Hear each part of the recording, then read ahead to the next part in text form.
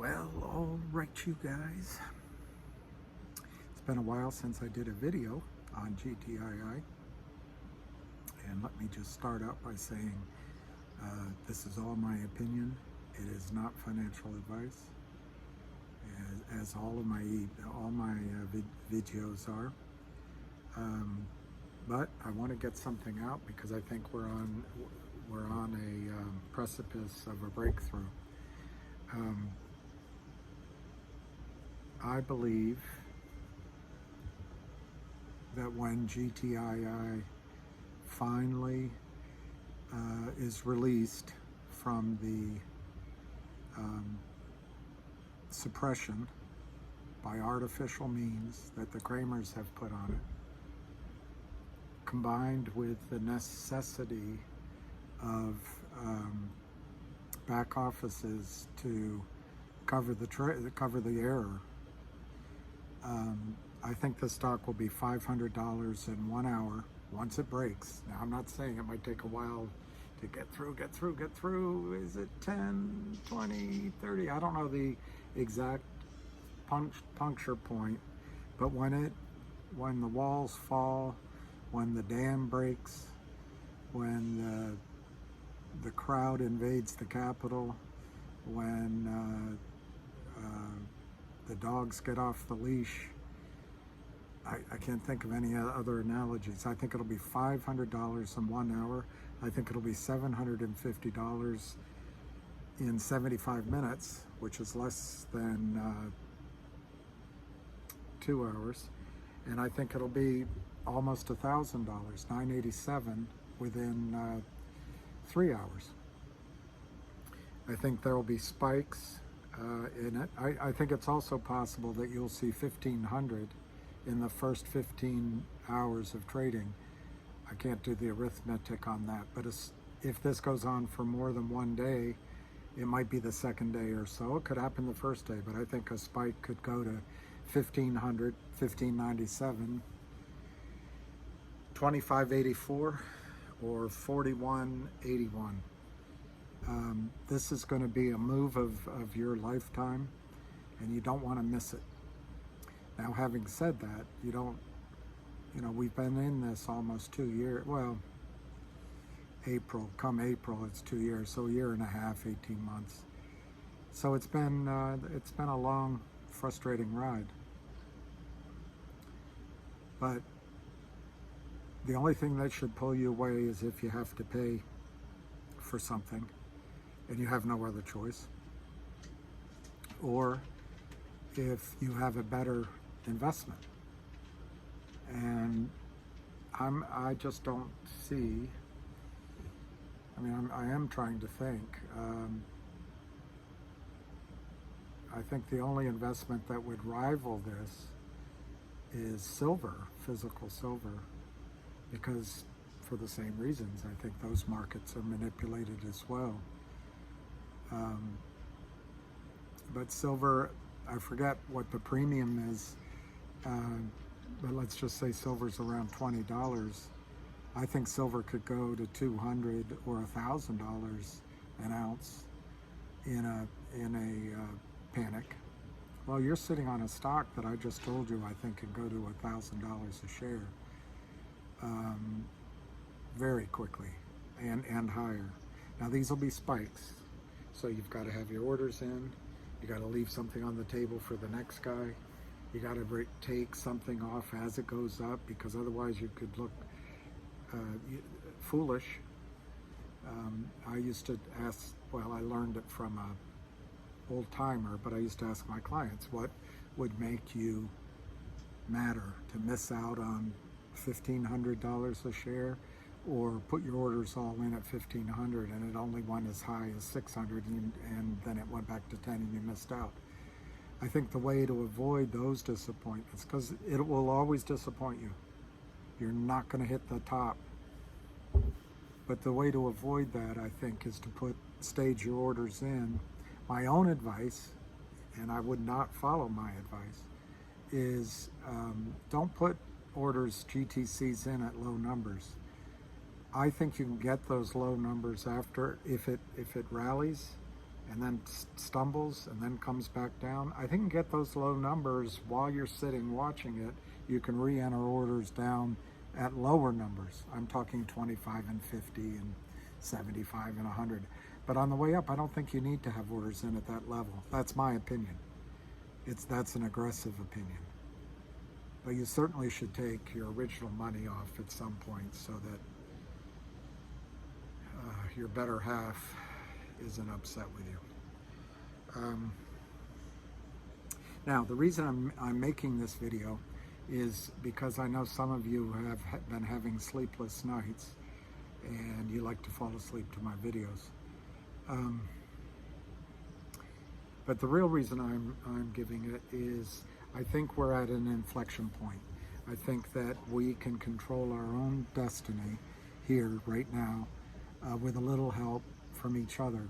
Now, I'm not giving advice and I'm not telling you what to do, but I quoted it before on one of my videos, so I won't do it again. But I love King Henry's speech on Crispin's Day. Once more unto the breach, dear friends, once more, or close up the wall with the English dead. So I'll leave it there, but the point is, I think we have a battle going on with the Kramers. I think. Is there any more obvious statement made? Sorry about that, that was pretty trite. But we are in a battle with the Kramers. The mongoose versus the snake. You can think of something else. And it's a fight to the death. The difference, I think, between our positions, relative positions, I think the Kramers are fighting for their life, financial life, their freedom to walk around the streets of Great Neck, the wealthy neighborhoods of Great Neck. But we just have a trade going on. So we're in a better position than they are. But so I think it's time to rally all of us to go into the breach, stand strong, and to not advice. But if one were thinking about buying, now would be a good time. I looked it up just for the heck of it. I didn't realize that Heather Locklear was the nightmare model that did the commercial, which was, if you're younger than I am, as most of you are, thank God, because it was one of the worst commercials ever. I want to say Prel, but I think it was a different shampoo. The whole idea that you tell two friends, and then they tell two friends, and they tell two friends, and so on and so on and so on. I'm looking to see what the shampoo, Fabergé Organics. Anyway, this is a time to do that. I think we have Sweet Lou came on. As Hamster pointed out to me, 85,000 followers is like a stadium. And I remember when I was in the old Yankee Stadium visiting New York for a rare time. I went.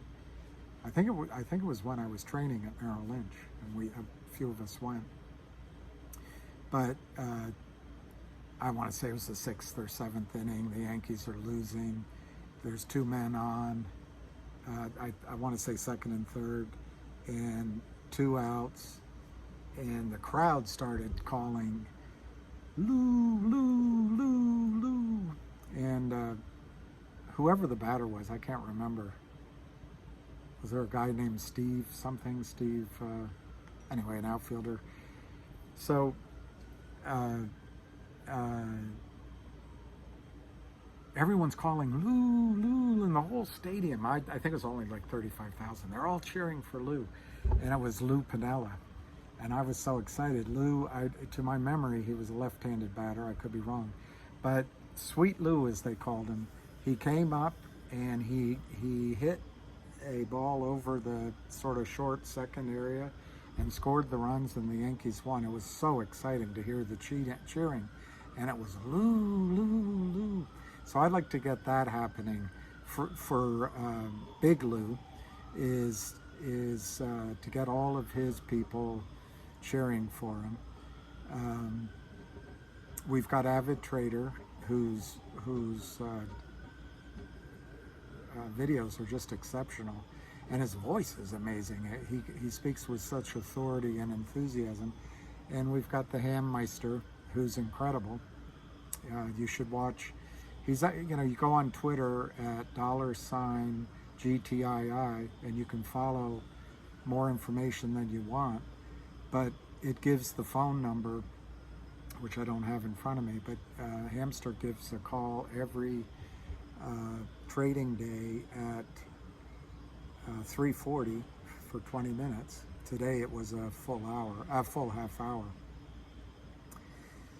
So you also have several things I'll discuss that are all lining up that now is the time that we have to break through the breach in the wall. And that's the reason I'm making this presentation.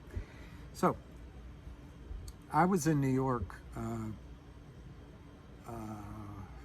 I want to say a month ago, with a CEO of a former public company, and he's now got an exceptional royalty deal. He's doing amazing income in oil and gas. And we were having dinner, and I asked him about Novo Resources, which was a gold company that purportedly had discovered what was potentially as big a gold strike as all of South Africa. And it was a very compelling story. He put a lot of his own money in it, had a lot of investors in it. Eric Sprott was a funder of it. Now, there were some disappointments in the blanket nature of the deposit, and I'm not completely fluent in the story because it was a while ago. But that stock had gone up to $4, and he was buying it up in the $4 range. I think I bought some then, and then for whatever reason later on got out. But he had calculated, and he's a smart man. He's done oil all his life. He's done resource plays, calculations, and he just did his volumetrics on how much gold could be there, divided by how many shares were outstanding. And the upside was phenomenal. I don't remember it now. I want to say it was maybe $400, $500 a share, but it was huge. Well, I asked him about it, and I just looked it up. It's, I'll give you the symbol, but it's, if I can find it.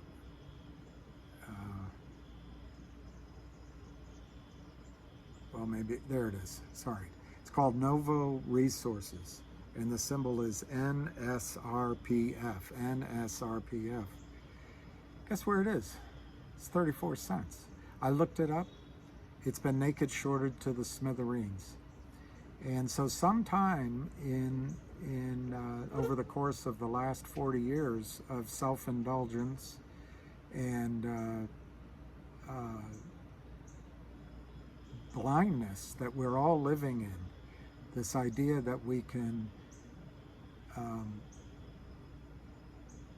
make money in the financial markets, charging fees, money on money, stealing money like the Kramers, and this can go on forever. It doesn't make any sense. This is a resource company, gold, and it's been destroyed by short selling. What's the economic benefit of that? Who benefits? Just a very small group of people. Criminals like the Kramers. There's others. There's a lot of them out there.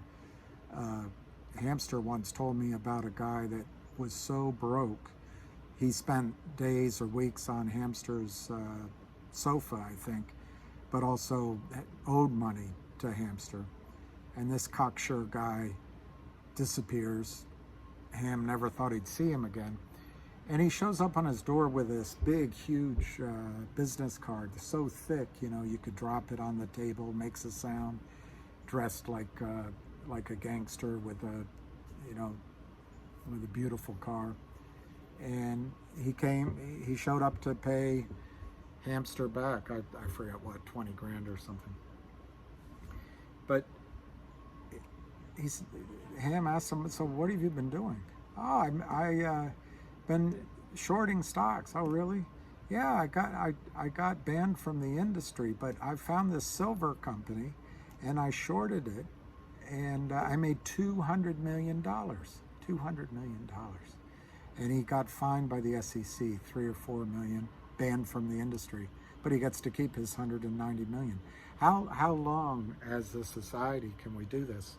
When I got into the business, to my memory, the financial services industry was it was less than 5% of the market or of the GDP, however you want to measure it. Now, by some measures, it's 35%. So we've got a bunch of parasites and leeches making fees on assets under management and manipulating trades so they can pretend to be smarter, have captured, fought human emotions, and be smarter than the rest of us. This is really a bad society decision, and it's going to end in tears. It's going to end in tears. But anyway, this oil man asked me, as I looked it up on my phone while I was sitting with him, I said, Larry, look at this. They've been shorting the heck out of your stock, the last, all failed to delivers. And he looked at me and he said, how could they let that happen? How could they let that happen? Well, let me tell you who the theys are. The theys are Nancy Pelosi and all those people in Congress trading on inside information. If you did it, you'd go to jail. Like that guy on the submarine that just took a picture for his girlfriend, he ended up in jail. But one of our former presidential candidates, who was Secretary of State, put an entire email server into her home, and she doesn't go to jail.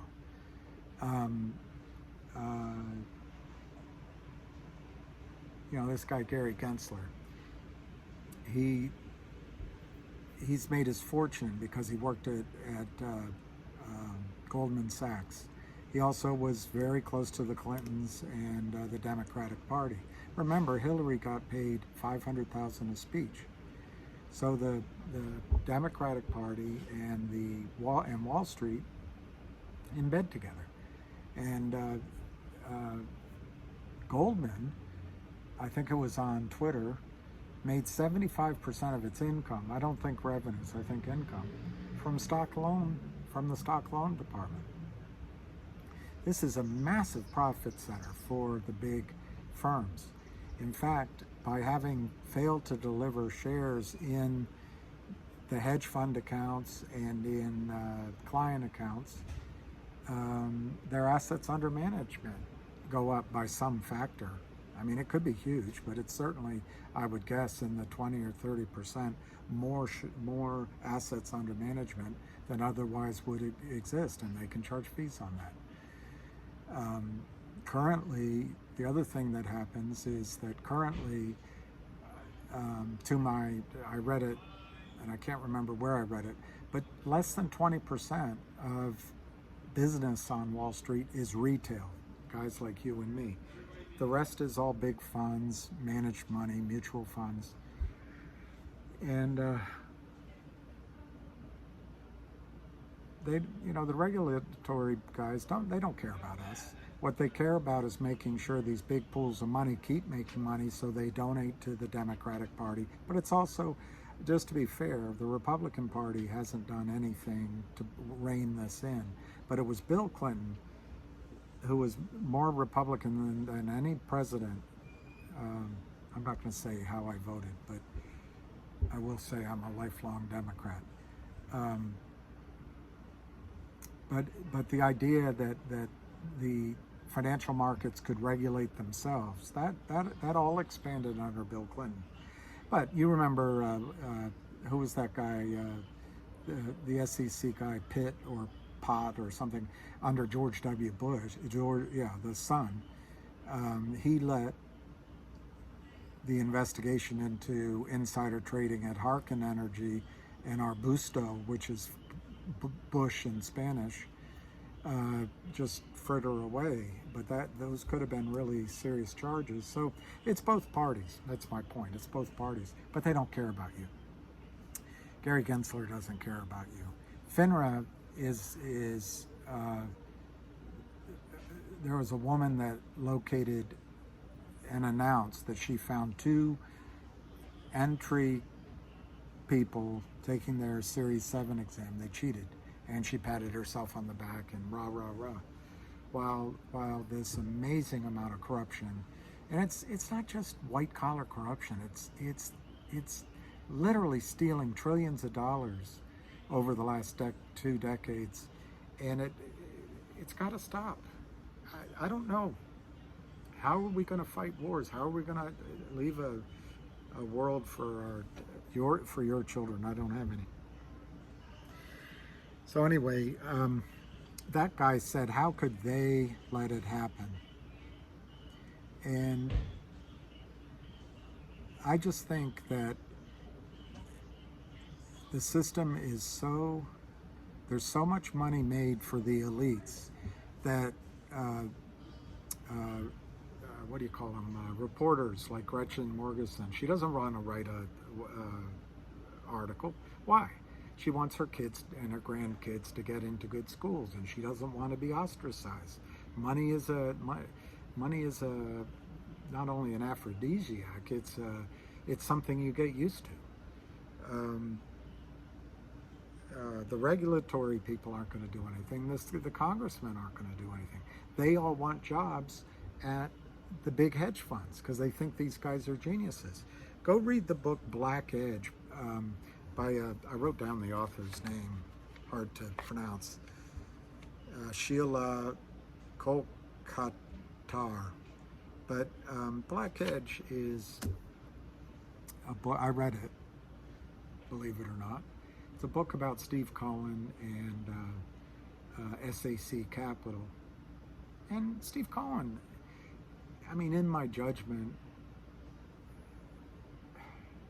it's hard to say, but I think he is criminal as well.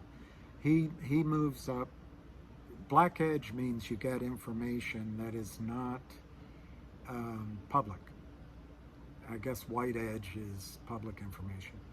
But the book tells a story about how he groomed a young wannabe successful broker, for lack of a word, who got rewarded, but Steve keeps an arm length, but he gets rewarded for insider information. And the guy just destroyed the faith of a scientist, and they destroyed a company. They made like $225,000, got a slap on the wrist, and he bought the Mets. So the corruption is everywhere. Do not expect any help from the regulators, in my opinion. The Attorney General of New York is suing Trump. She's doing nothing about something like this. I wouldn't expect anything from them. So a long way of saying it comes down to us. And I think right now is the time that we can go after the Kramers. In this one instance, it's like Paul Newman in that movie, The Verdict. There is no other case. This is the only case. There is no other case. This is the only case. There is no other stock. This is the only stock. This is the short squeeze. So I'm going to try to answer, because a lot of you guys ask me, why is it allowed? How do the Kramers get away with this? And I'll tell you I'll try to give you the strengths that the Kramers have. Gary Gensler and the rest of them are captured by the industry. If you want to say that's corruption, you could.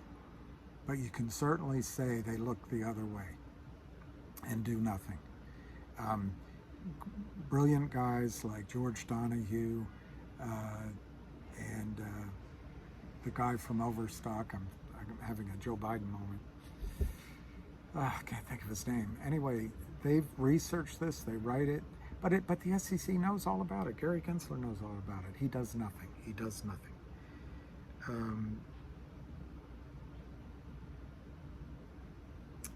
The Kramers benefit, so they benefit, one, from no regulatory dragon. There's no fire breathing down their back. Secondly, the overall market, the overall view of us, all of us, is that everything is reflected in the stock price. And somehow we don't know something when the stock goes down and the volume's high. And so they can play on our emotions. I just ask you one question. How did Warren Buffett make money? He made money by seeing undervalued stocks. So that means the stock market did not price those stocks correctly. So it's a canard to say that the market prices everything in. It's just one signal out of many. The Kramers have the market makers on their side. These hoodlum market makers, not any. Well, I'm not sure there are any good market makers, but these corrupt market makers are on their side. Why? Because the Kramers are the market makers' meal ticket, and the Kramers are shorting other stocks other than just GTII. So this is a lot of revenue to them. So they take the orders. Also remember, the Kramers have a lawyer in their office called Nadich or something that is probably the guy that supplies the letter to the prime brokers and to the market makers if necessary, saying that these shares that are being sold are available to us because we have a financing in place.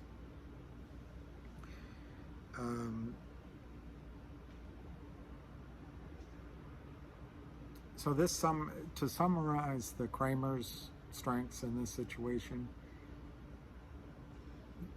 either the lethargy or the complicity of the regulatory bodies helps them. The prime brokers and the market makers work with the Kramers, at least currently. And we, as a group, have been lulled into a state of inaction. That's what the Kramers have going for them. We watch the price, we go, oh shit, oh I can't buy it, oh it's going downward. Oh. Instead of relying on what we know and taking advantage of what might be cheap prices. So, okay, that's all I see that the Kramers have going for them. What do we have going for us, the longs? I've alluded to it, but I think what I'm talking about by talking about Big Lou, Avid Trader, Hamster, all of you, is we're reaching a tipping point. And I think that's on our side. I can't organize it. I can't tell anyone to do it, but just imagine if 10,000 of us all started buying 100, 500, 1,000 shares, and we didn't spike it. You don't want to spike the stock unless it's running, of course, but you don't want to spike the stock because then that's when the shorts can come, drive it back down, and make some of their profit back. But if we could step this up slowly, steadily, so that they couldn't do all the washing behind and at the lows, because there we are sitting right there. But I can't organize that. But if we were to tell two friends and they told two friends and they bought 100 shares and they bought 200 shares and they bought 400, now's the time to do it. I think the markets are requiring more capital at the prime brokers, the smaller prime brokers and the bigger ones, at the hedge funds. I think margin costs, all of these things are working against the Kramers. Money is tight compared to where it was even 6 months ago. That works in our favor. I heard a number on the call that Ham had, I think, on Sunday. Anyway, I'm sure you guys were on it. But somebody who has become unreachable, that is an associate of Ham's, had done a research into failed to deliver in GTII going back a long time. And the number they came up with was 350 million shares, 350 million shares. So whether that number is correct or not, I think what we have in our favor is an enormous amount of shares that have to be bought back. Call it 100 million. And I think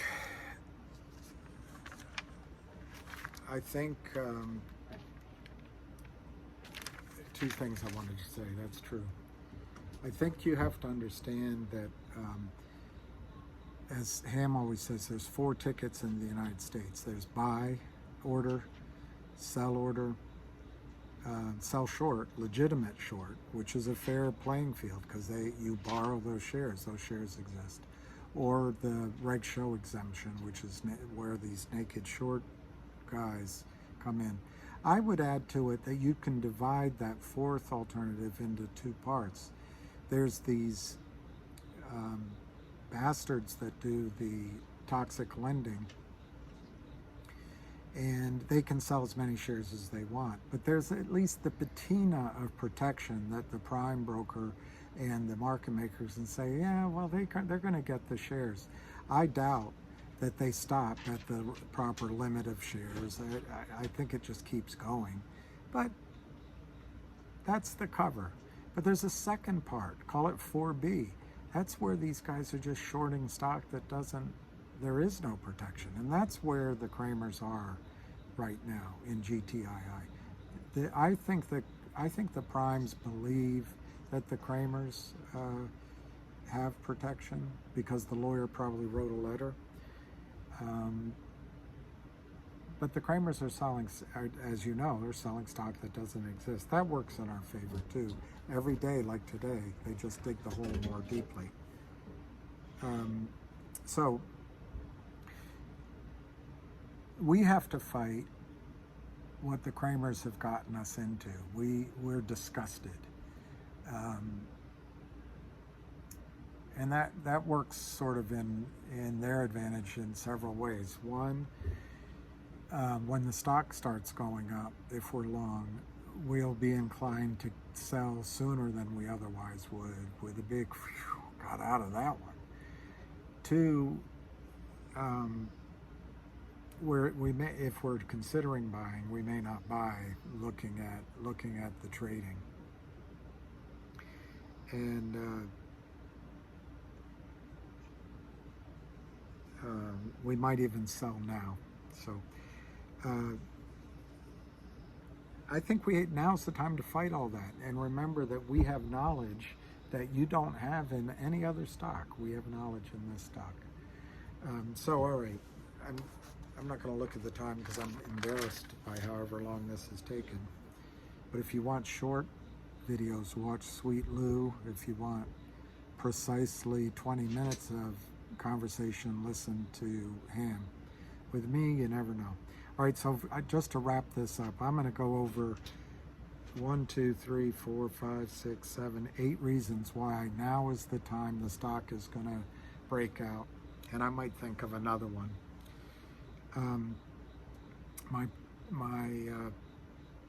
I guess these aren't in any particular order, but I would say one of my favorite reasons why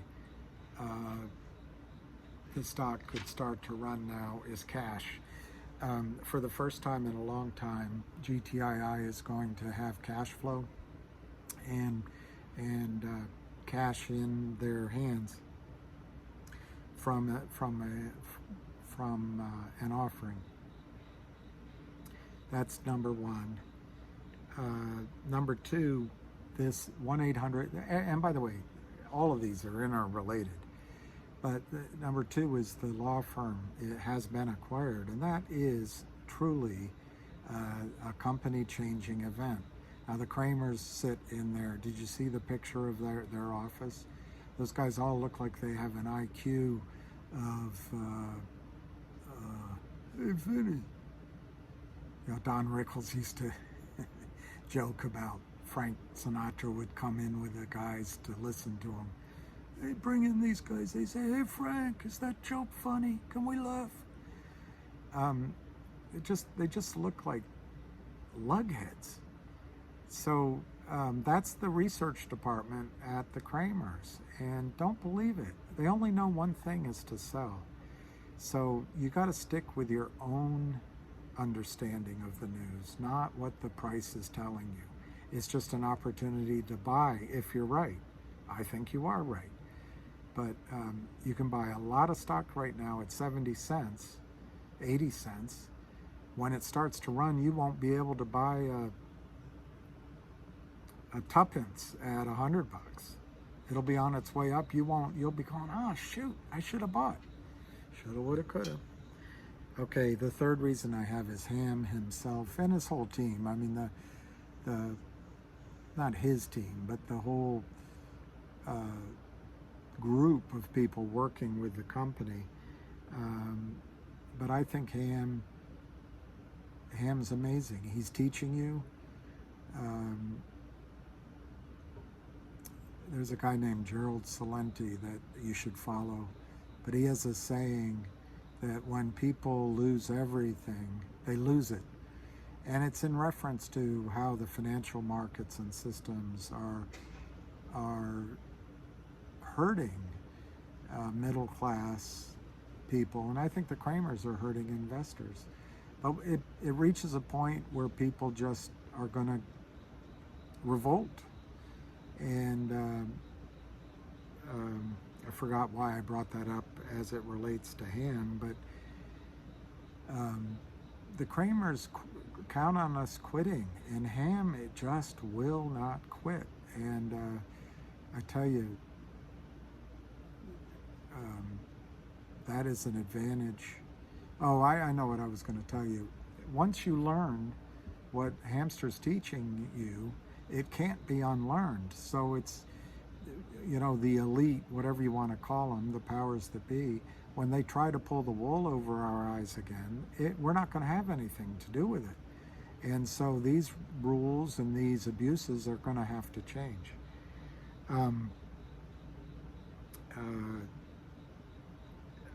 The next one, the fourth one, is there's no mistakes made by the company. I mean, they're human, they might make a mistake, but they're not going to enter into a contract that creates a back door for the Kramers to come in and start shorting against a security. And that's a confidence building thing, because a lot of management would already have sold you out, and these guys aren't doing it. The buybacks. Okay, so apparently there's a strategy that Ham talked about, that they're going to sell a preferred maybe at $3 or $4 or $5, raise enough money that then they can go in and buy back shares. Well, a company only needs authorized shares. They don't need to have tradable shares in their treasury. So those shares are retired. They have to be delivered. And GTII could sort of control its own destiny by lighting the fire. We're gonna light the fire. Is that Billy Joel? Then I've already told you, but Lou and Avid and others are coming on board. So there's a momentum right now, which we all have to take advantage of. We all have to go into the breach together. But there is momentum now that I don't think the Kramers can stop. So that's 1, 2, 3, 4, 5, 6, 7. The seventh one is the Kramers. I really think are on their last legs. Everything they do is. I mean, yes, they can create shares out of thin air. It seems like at will, but they're not behaving like they're strong. And I have to trust Ham on this a little bit because he sees trading patterns that I don't. But it does seem like if you really were strong financially, the stock, they would have driven this stock down, or they'd let the stock go up and then sell it back down. But I just think they really are, as we all know, trapped. And I think the final strength on our side, long side, is you. I don't have the audience of I think I have 12 people that watch these, but I'm just hopeful that those 12 people, it helps a little bit. But by not selling, by telling people about the story, and maybe by using now as the time to start buying a little bit, we can finally puncture through.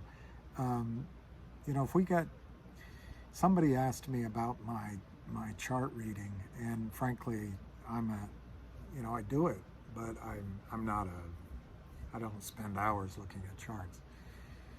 But after $4 or $5, if this goes, there's nothing in the chart to tell you. Down here, there's, you can use these parallel lines. You can look at, if there's a parallel line, you can expand it up to the next level that you see a line, and then extrapolate that and pick a number. I did that on one of my posts, and you got to use a fat finger, allow for a fat finger. I think I said $90, but it was such a miniature chart. I looked at it again. It might have been $40 or $60. It doesn't matter. My point is that first leg up could really be a monster move. I don't expect it to stop at 60 or 90. I just think the trend could just blast up there. The other thing right now, we're kind of building a pennant or a triangle. Those are tricky because frankly they can go either way. The trading gets tighter and tighter and tighter, and the trend line, both declining and the one going up, once it's broken, the argument is that then is the trend of the stock. And it usually breaks out, pulls back to the line, and then goes.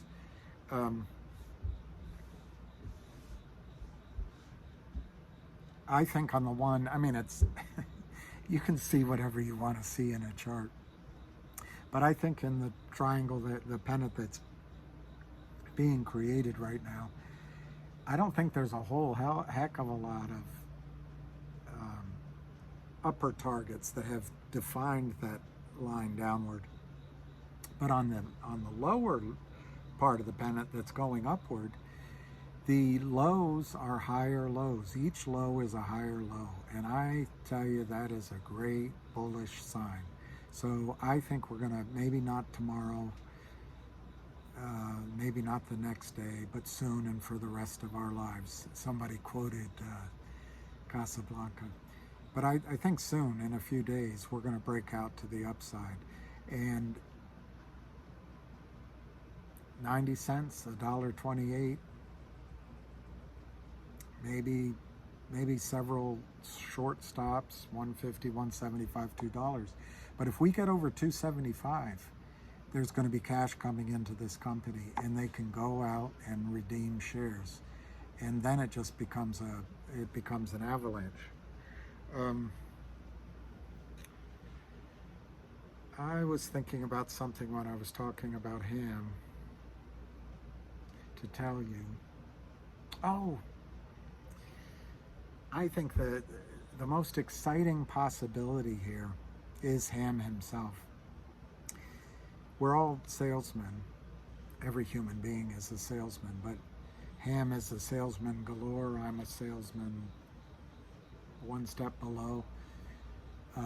But in different ways, in different ways. So he knows his market, he knows his audience, he knows how to sell to them. These are institutional guys, mostly guys. They make quick decisions. They know the 1, 2, 3, 4 things they want. Boom, boom, boom. Okay, or they'll hang up on you and then move on. They don't mean any insult. It's just they're too busy with the other phone lines and other trades. Ham's been telling the story of GTII since it was brought to him, almost either serendipity or as a curse, because this has been a long slog. But this is really unique. I mean, there's only one short. I mean, he's disguised himself all over the place. They're trapped, as you know. It's huge. They're like a robber that keeps going into the drugstore to rob for drugs with a gun. He goes in over and over and over again, and no one ever stops him, so it goes again and goes again and goes again. That's the Kramers. But Hamster is like the janitor that's been watching it, and now he's been promoted to security, and he doesn't work all the shifts, but one day he's going to be on the shift when the robber comes in with a gun, and it's all over for the robber. It'll be all over for the Kramers. But a really exciting thing that could just change this forever for us is Hamster can start talking to his institutional desks. He has a story to tell now. He had a story before, but it didn't have enough meat on it for, a big hedge fund or a trader that manages, billions of dollars. There was too many things that took too long to explain. If it takes too long to explain, they're going to hang up the phone. But now you've got 80 million in backlog of revenue. You've got growing revenue and profits. You've got Trento Mines possibly coming in. You've got a buyback. Everyone on the street's going to understand that. A buyback of shares being engineered. It's still early stages, but if it happens, it'll be quick. They'll be buying back and retiring shares. You've got new buyers coming in. You might have some regulatory. I just would give up on that, but it might happen. And then you've got these trigger points, like 275, like maybe one of the prime brokers gets disgusted with not getting money put in and they start buying. And you've got, imagine if you're a hedge fund, you're having a shitty year, markets are down, you're still kind of staying ahead of it, but it's tough. You're coming into October, which could be a disastrous month, and you say, you know what? I'll try to juice my returns a little bit. I'll put 10 million into this stock and see what happens. Now that'll be hot money. They'll be in and out in the matter of the squeeze, but for the first time in a long time, Ham is going to be calling these people. And all you need is one or two of these big, non-feeling, non-emotional hedge funds or pools of institutional buyers that know what they're doing and just buy. And they don't have all the angst we have. They don't stare at their navel. They just go buy. And Kramers can't fight that. So, well, it's a long video. As you know, my style is to try to support Ham and everybody that's fighting for us. I also just, you have to make your own decisions, of course. But it's been tough, and it's an awful feeling in a countryman's life when he looks in the mirror in total surprise at the hair on his shoulder and the age in his eyes. Amanda, you light up my life. Yeah, it's just been an awful long 18 months or 20 months. But I think you're about to get rewarded for it. And to the extent that you can hang on a little longer, to the extent you can tell two friends and they tell two friends, maybe we can make this happen for the Kramers, so they have a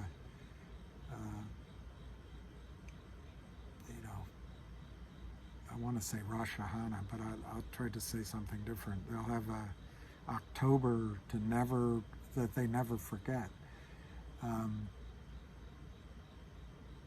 The moment of reckoning is coming for the Kramers, and I like what Lou said. We're gonna mangle them. Do you know what a mangle is? A mangle is way back when washing machines were run by human energy, or I guess maybe it was also electric. But the big old washing machines, you would wash the cloth, but then you would put the cloth and material through these rollers. That's the mangler. That's where you dry it out and you press it. Well, I'm sure mangling came from the fact that a lot of elbows and hands and arms got caught in those big rolling presses. But isn't it interesting that the Kramers are washing trades all day long, and maybe now, in poetic justice, they'll get mangled. I can't think of anything else other than to wish you happy trading. I guess your only decision is when you're going to get out.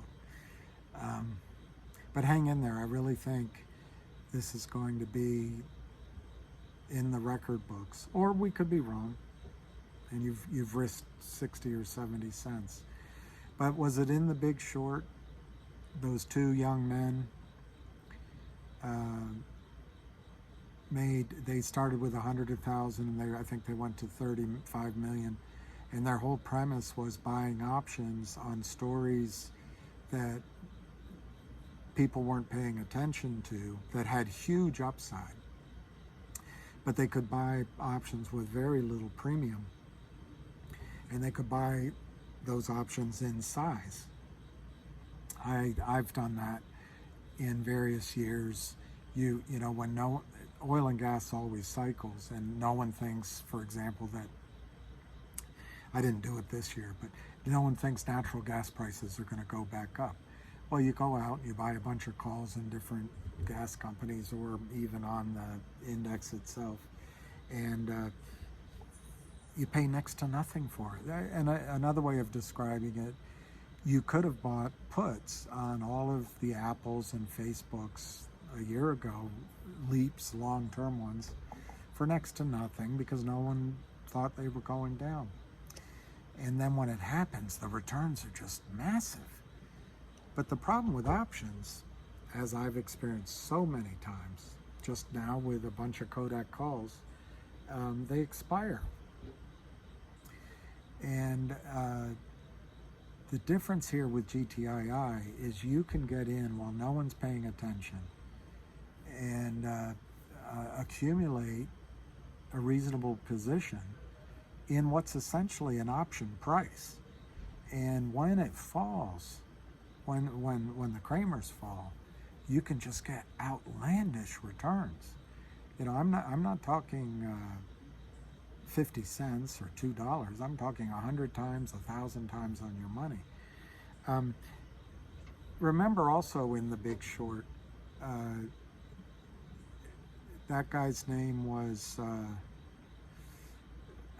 the guy with the glass eye, Mike Burry, and then the guy that lost his brother was Mark Burham, maybe, and then the two younger guys.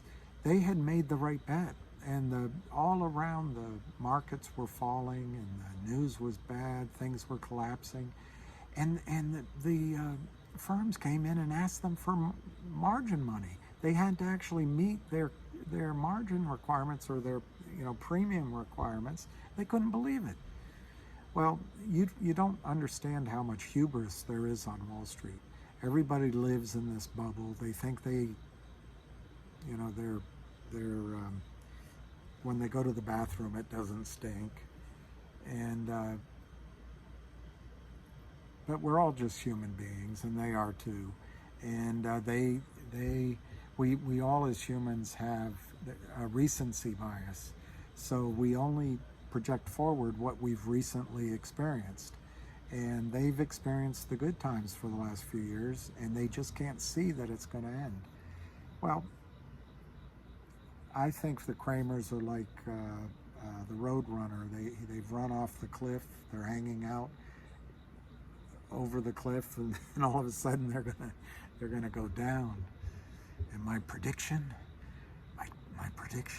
is pain.